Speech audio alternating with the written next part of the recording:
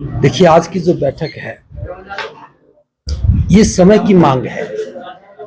बाबा साहब डॉक्टर अंबेडकर ने 1956 में दीक्षा लेने के साथ साथ लाखों लोगों को बौद्ध धर्म में प्रवेश करवाया था। यूं कहे कि धर्म की बहुत बड़ी क्रांति का आगाज हुआ। उसके बाद से बड़े पैमाने पर देश में करोड़ों लोग बौद्ध बने हैं। बौद्ध बनने के साथ साथ उनके परंपराएं, पर्व, पहचान सब बदले हैं। आज प्रत्येक बौद्ध अपनी पहचान के लिए संघर्ष कर रहा है, लेकिन हम सबके सामने एक बहुत बड़ी समस्या है कि भारतीय संविधान में हमारी अलग पहचान नहीं है। हिंदू कानून के तहत ही बौद्ध, सिख, जैनों को शामिल किया जाता है। तो जो बौद्धों का पर्सनल लॉ बनाने का जो प्रयास है, पूरे देश के लोगों की आज जो भागीदारी हुई है, भिन्न भिन्न प्रदेशों के लोग यहाँ आकर के इस विचार पर अपनी सहमति दी है।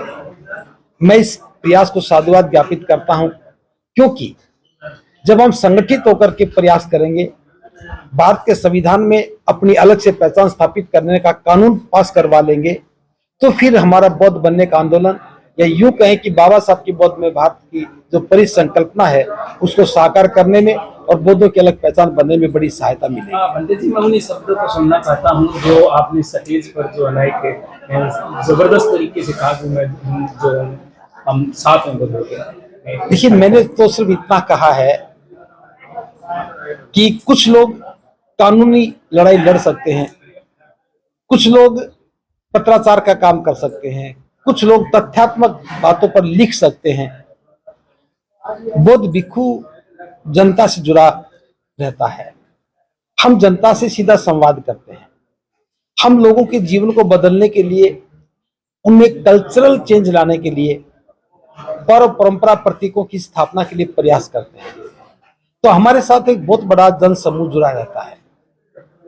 मैंने यही कहा है क्योंकि ये विषय बौद्धों की पहचान से जुड़ा हुआ विषय है। आप जो काम करेंगे, हम जो काम करेंगे, ये कोई अलग काम नहीं है। ये सभी एक दूसरे के पूरक हैं, इसकी आवश्यकता है।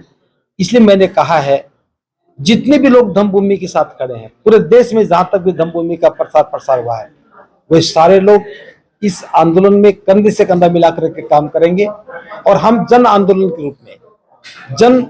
के रूप में जनता की भागीदारी के रूप में इस आवाज को और बुलंद करेंगे कि बौद्धों की अपनी पहचान का कानून बनना चाहिए और हमें संविधान में भी बौद्धों के रूप में मान्यता मिलनी चाहिए। हम इस बात का समर्थन करते हैं।